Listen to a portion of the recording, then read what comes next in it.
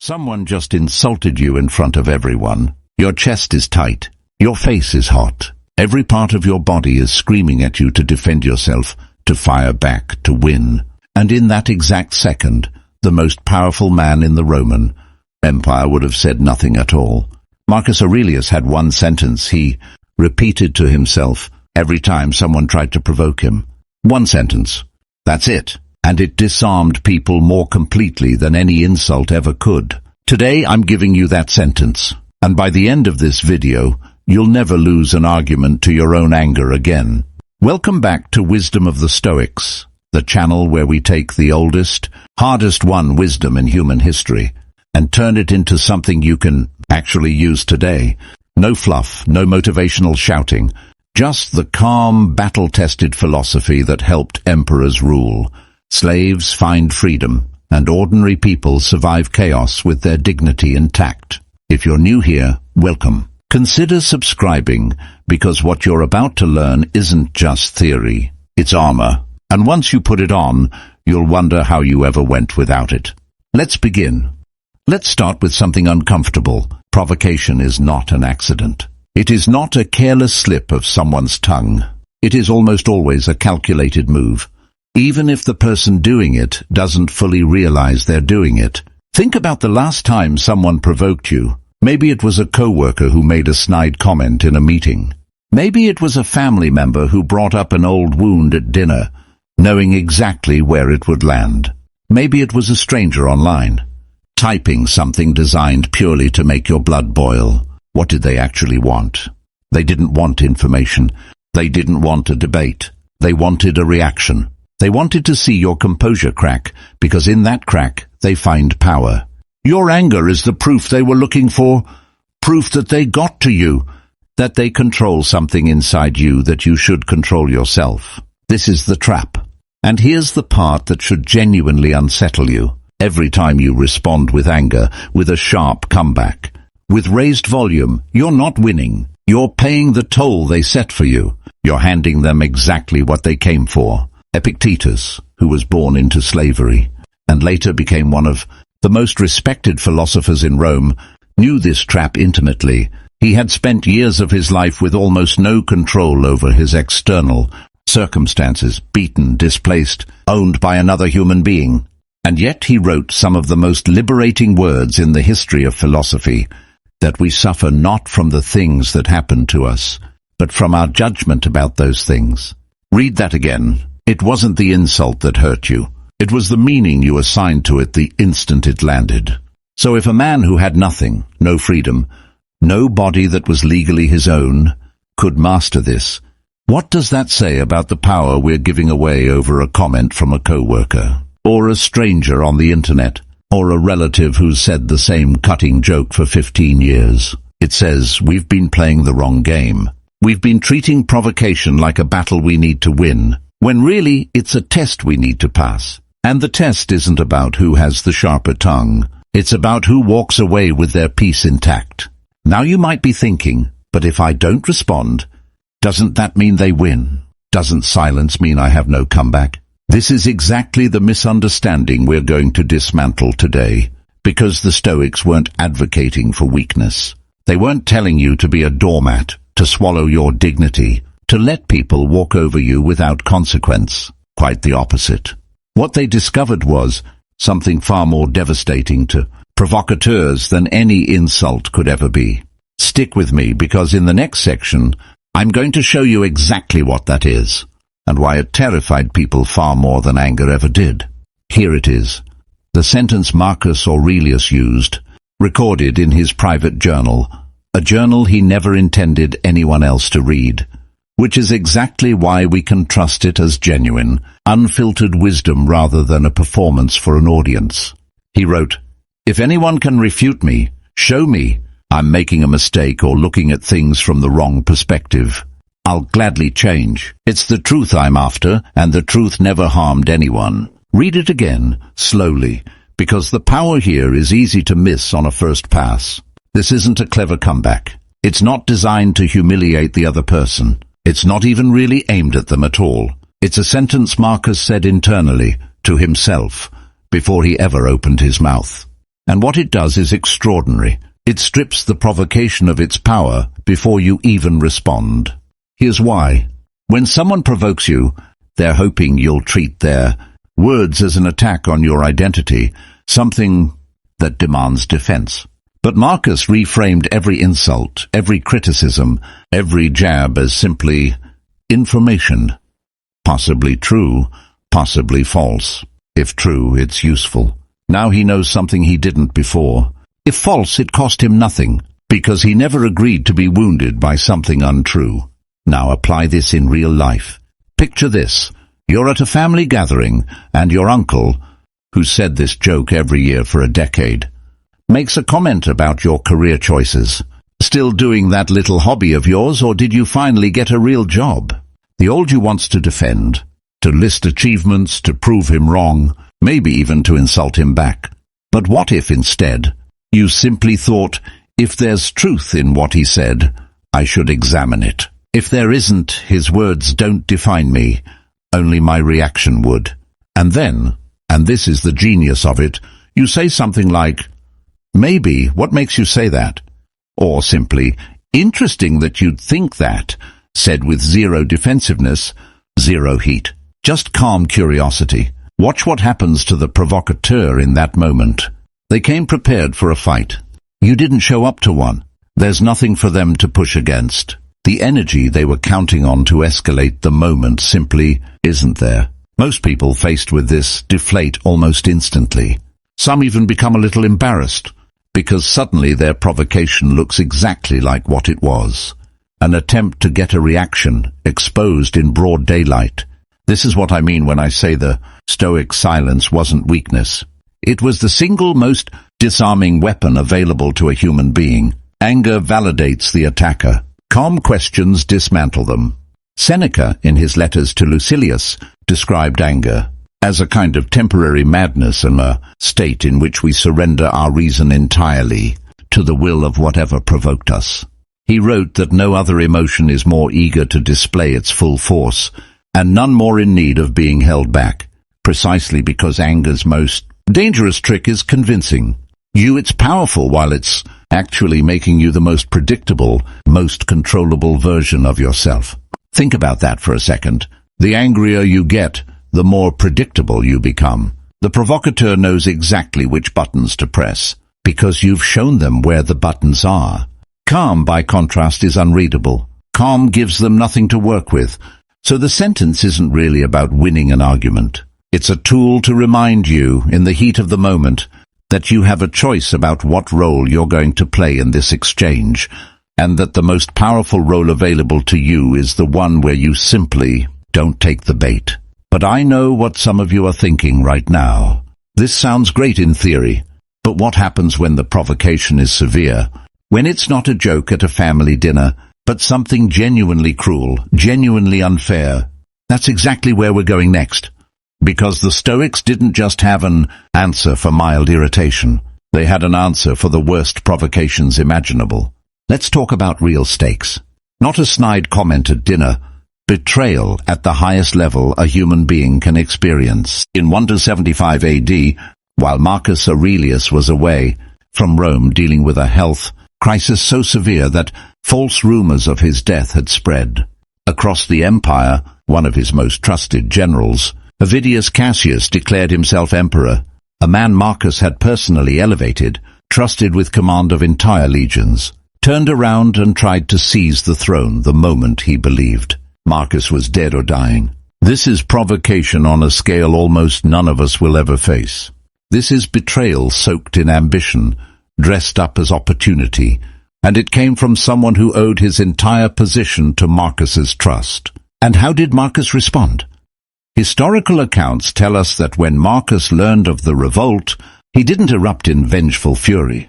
He reportedly told his soldiers and advisers that he hoped to have the chance to forgive Cassius, to look him in the eye and ask only why he had done it, and then offer him mercy. He is recorded as saying that he wished no one to be killed during this entire affair if it could possibly be avoided, and that he grieved the necessity of civil conflict more than he feared the threat to his own throne. Before Marcus could even act on this, Cassius was killed by his own soldiers, who perhaps sensed which way the wind was blowing. And when his head was brought to Marcus as a trophy, the ultimate provocation, an invitation to celebrate vengeance fulfilled, Marcus refused to look at it. He ordered it buried, denied the soldiers who delivered it the reward they expected, and extended clemency to Cassius's family and the cities that had supported the rebellion. Think about what restraint at that level actually requires. This was not a man incapable of anger. This was not a man without the power to enact total, brutal revenge, he commanded, the most powerful military force on earth. He had every justification, every resource, and every opportunity to make an example of anyone connected to the betrayal. He chose not to, not because he was weak, not because he didn't feel the sting of the betrayal. He almost certainly did, deeply, but because he had spent decades training his mind to ask one question before reacting to anything. What does this provocation cost me if I let it control my actions? Versus what does it cost me if I don't? If Marcus had executed everyone connected to Cassius's rebellion, what would he have gained? A moment of satisfaction, perhaps. But he would have confirmed every fear that Rome's enemies and allies alike harbored, that emperors rule through fear and vengeance rather than justice and reason. He would have spent his moral capital on a momentary feeling. By choosing restraint, he did something far more powerful. He made his enemies' rebellion look small and petty in comparison to his response. History remembers Cassius as a footnote. History remembers Marcus's mercy as one of the defining moments of his character. Now you might be sitting there thinking, I'm never going to face a military rebellion. How does this apply to my life?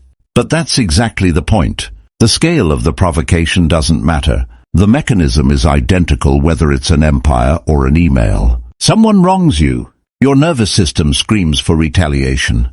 And in that moment, you have the same choice Marcus had. React in a way that feels satisfying for 10 seconds. Or respond in a way that serves who you actually want to be for the rest of your life.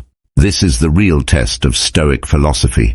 Not whether you can stay calm when nothing's at stake, but whether you can stay calm when everything feels like it is.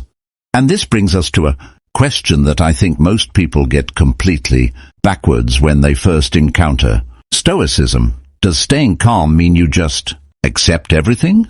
Does it mean you never stand up for yourself? The answer might surprise you, and it's exactly what we're covering next. I want to clear up the single biggest misconception people have about Stoicism, because if we don't address it, everything else in this video risks being misapplied. Stoicism is not about suppressing your emotions. It's not about becoming an emotionless robot who lets people treat you however they want because you've trained yourself not to feel the provocation. That version of Stoicism is a cartoon, and frankly, it's dangerous because it leads people to bottle up legitimate anger and frustration until it either explodes destructively or turns inward as resentment and anxiety. The actual Stoic position is far more sophisticated. The goal isn't to feel nothing. The goal is to not let the feeling make your decisions for you. There's an important distinction the Stoics drew between what they called the first movements of emotion, the involuntary jolt of anger, fear, or hurt that arises the instant something happens to us, and what we choose to do with that jolt afterward. Seneca was explicit about this. He acknowledged that even the wisest person will feel their pulse quicken, their face flush, their stomach tighten when they're insulted or threatened. That physical reaction is not a moral failing. It's simply what it means to be a human animal with a nervous system. The discipline, the actual philosophy, lives entirely in what happens in the next moment. Do you let that jolt of anger write the script for your next 60 seconds? Or do you let it pass through you, observe it, and then choose your response from a place of reason rather than reflex?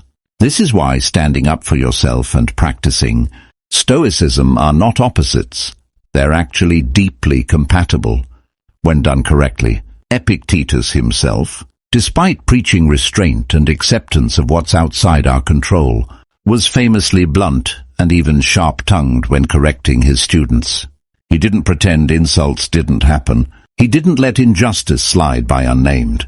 What he refused to do was let his reaction to injustice be dictated by rage, rather than clarity.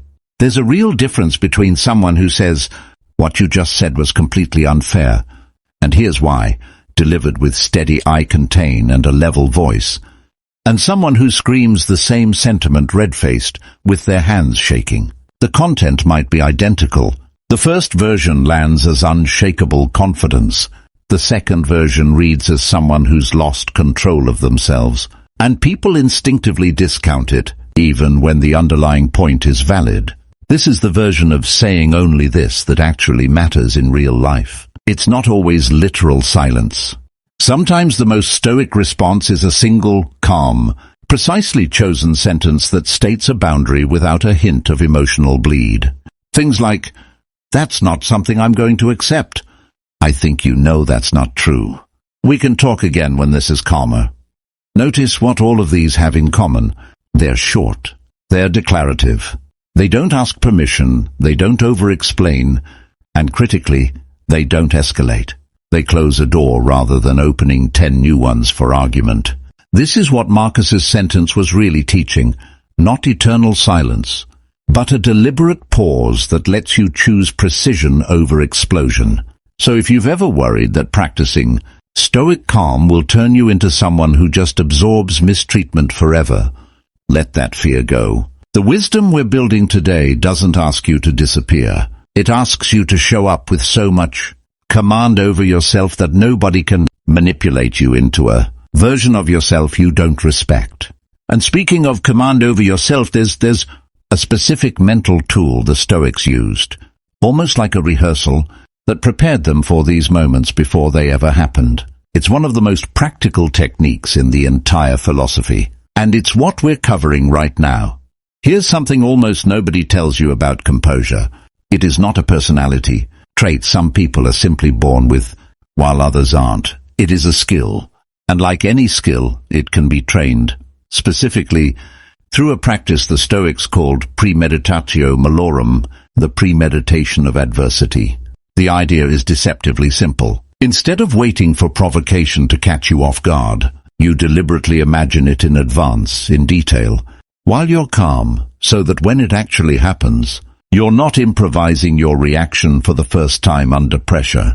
You've already rehearsed it. Seneca wrote about this extensively in his letters. He advised against the kind of naive optimism that assumes things will always go smoothly, that people will always be kind, that no one will ever try to humiliate or provoke you. Instead, he suggested actively imagining specific, difficult scenarios: the insult from a colleague, the betrayal from a friend, the unfair accusation from a stranger. Not to live in fear of these things, but to strip them of their shock value in advance. Think about why this works on a purely practical level. The reason provocation catches us off guard and triggers such an intense reaction is partly because it's unexpected. Our nervous system treats the surprise itself as a kind of threat, on top of the provocation. But if you've already mentally walked through the scenario, if some version of what would I do if my coworker took credit for my work in front of our boss has already played out in your mind, then when it actually happens, there's a part of you that recognizes the shape of the moment. You're not starting from zero. You're executing a plan you've already considered. Let me give you a concrete way to actually do this, because I don't want this to stay abstract. Take 5 minutes, maybe tonight before you go to sleep. Think of the person or situation most likely to provoke you in the coming days or weeks. Maybe it's a specific relative you know will bring up a sore subject at an upcoming gathering. Maybe it's a coworker whose passive-aggressive comments have become a pattern. Maybe it's simply the anonymous cruelty of online comments if you put any of your work out into the world. Now picture the scene in specific detail. What will they likely say? What's the worst version of the comment they might make?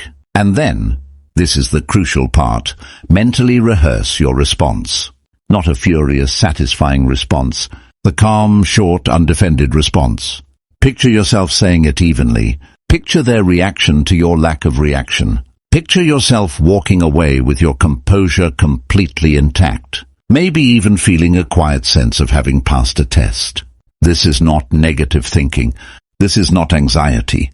There's an important distinction between anxious rumination, which spirals without purpose and just generates dread, and premeditation, which has a specific goal, stripping fear and shock out of a future moment so that when it arrives, you're already familiar with it.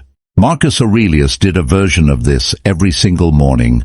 In the opening of Book 2 of his Meditations, he wrote, and I'm paraphrasing, the spirit of it here, that he would remind himself each morning that he would encounter difficult people that day, people who would be ungrateful, arrogant, deceitful, jealous and unsociable. And rather than letting this realization breed cynicism or dread, he used it to immunize himself.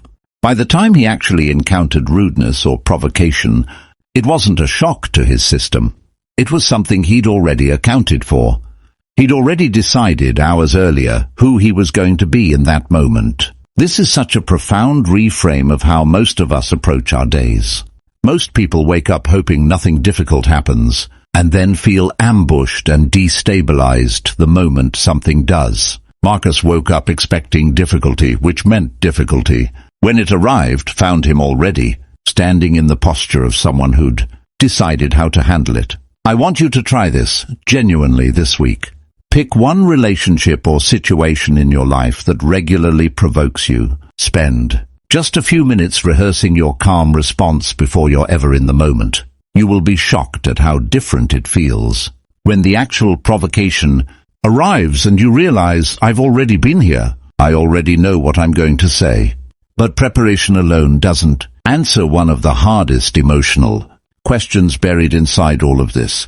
What do you do with the part of you that still, even after all this practice, wants to lash out?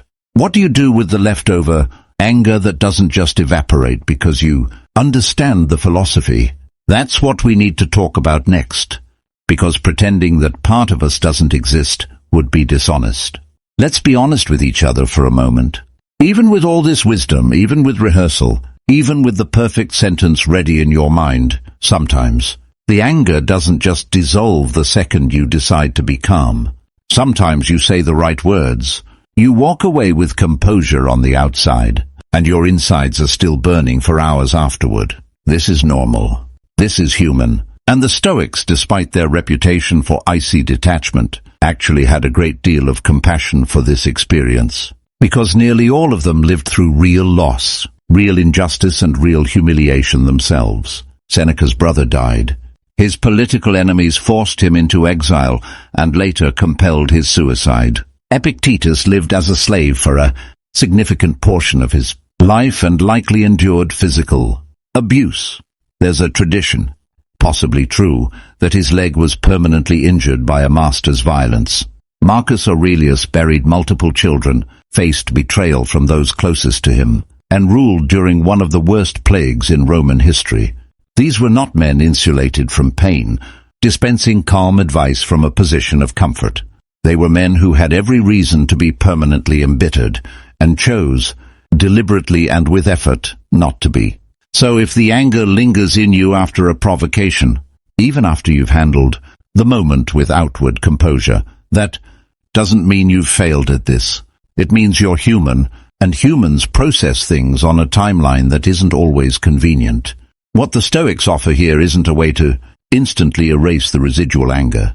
It's a way to make sure that residual anger doesn't compound into something worse, resentment. Resentment is anger that's been allowed to set up permanent residence. It's the difference between a bruise that heals and a wound that gets reopened every time you think about the person who provoked you. One practice that helps enormously here is something Marcus returned to again and again, examining whether the person who provoked you acted out of malice or out of their own confusion and suffering. He wrote that wrongdoers act the way they do because they don't actually know what is good or bad. They're operating from a distorted understanding, mistaking cruelty for strength or insecurity for superiority. This doesn't excuse their behavior. It doesn't mean you owe them your forgiveness on demand, or that you should pretend what they did was acceptable. But it does something subtle and useful. It shifts your relationship to the event from, "This happened to wound me specifically," to, "This happened because this person is in some way lost." That shift takes the provocation out of the realm of personal injury and puts it into the realm of almost weather. You don't take a hailstorm personally. You don't lie awake resenting the clouds. You simply note that the storm happened, take whatever precautions are sensible, and move forward. This doesn't mean every provocateur deserves your pity or that you should let people off the hook for genuinely harmful behavior. There's a difference between understanding why someone acted poorly and excusing it without consequence. You can hold both. Compassion for the confusion that drives cruelty, and firm boundaries that protect you from it happening again. And here's a practical technique for the lingering anger itself. Give it a container, don't pretend it doesn't exist, and don't let it run wild indefinitely either. Some people find it useful to set aside a specific, brief window, maybe 10 minutes that evening, where they allow themselves to fully feel and even articulate the anger, perhaps writing it down exactly as it is, unfiltered. And then when that window closes, they deliberately turn attention elsewhere. This isn't suppression, it's containment. You're not pretending the feeling isn't real. You're simply refusing to let it have unlimited access to your entire day. If you found this useful so far, this would be a great moment to drop a comment below telling me about a time you wish you'd had this kind of mental preparation before a provocation. Caught you off guard? I read every single one, and honestly, some of the stories you all share teach me as much as any ancient text does. Now there's one more layer to this that I think is the most important of the entire video, because it answers the question of why any of this matters in the first place. Why does it matter whether you respond with composure or with rage? What's actually at stake? That's where we're going next. Here is the deepest truth buried inside everything we've covered today. And I want you to really sit with this one. Every time you respond to provocation with the same energy it was delivered in, every time you match insult with insult, rage with rage, you are not protecting yourself. You are actually surrendering the one thing that was never under threat in the first place, your character. Think about what provocation can actually take from you if you let it. It cannot take your achievements. It cannot take the people who genuinely know and love you. It cannot rewrite your history or erase your competence. The only thing provocation can ever actually steal is your composure, and it can only steal that with your permission. Marcus Aurelius had a phrase for this, one of the most famous in the entire Meditations. He described the mind, when it withdraws into itself and finds peace there, as being like a fortress. No matter what is happening outside the walls, armies, chaos, betrayal, the fortress itself remains untouched as long as you don't open the gates yourself. He wrote that nothing outside the mind can disturb it unless it disturbs itself. The disturbance comes entirely from within, from our own judgments about what's happening to us.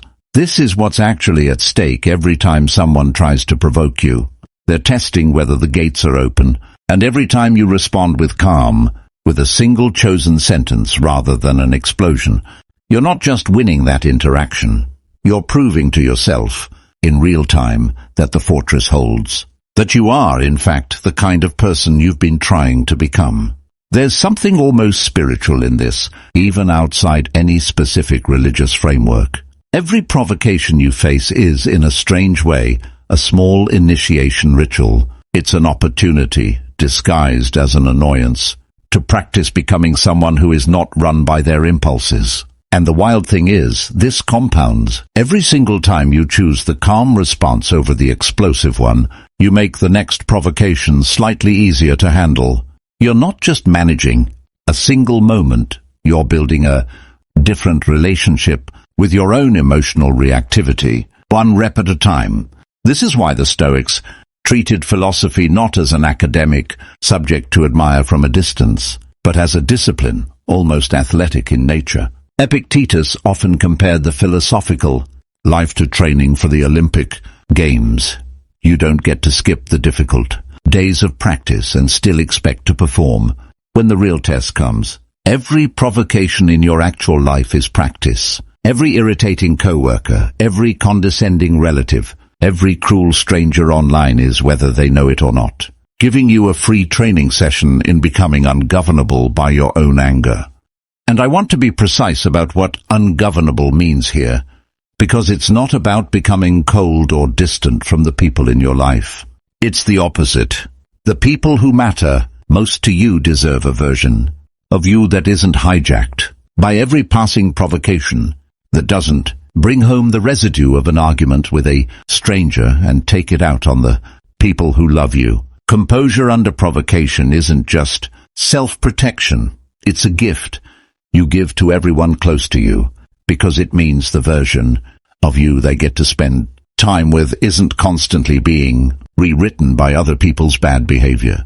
So the next time you feel that familiar heat rising in your chest, that urge to defend, to fire back, to prove someone wrong, I want you to remember what's actually on the table. It's not whether you win that specific exchange. It's whether the fortress holds. It's whether you remain the author of your own reactions, or whether you hand the pen to whoever happens to be provoking you that day.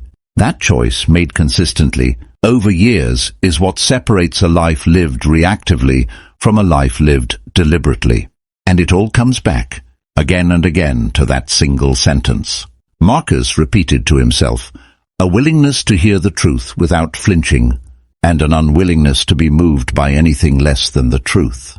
Now let's bring everything together, because I want to leave you with something practical you can actually carry into your very next provocation, possibly even today. Let's distill everything we've covered into something you can actually carry with you. First, remember that provocation is a request for your reaction, not a demand. Nobody can extract anger from you without your cooperation. The moment you understand that, every insult loses about half its power before it even finishes, leaving the other person's mouth. Second, you don't need a clever comeback. You need one calm, short, undefended sentence, or often simply a pause and a single steady look. Marcus's version was about being open to truth and unmoved by anything less. Yours might be simpler. Interesting. Noted. We'll talk when this is calmer. The content matters less than the tone. Level, unhurried, finished. Third, staying calm is not the same as staying silent forever or accepting mistreatment. Boundaries delivered with composure are more powerful, not less than boundaries delivered with rage. Say the hard thing if it needs saying. Just say it standing still. Fourth, rehearse this before you need it. Don't wait for the real provocation to be the first time you've thought about how you want to respond.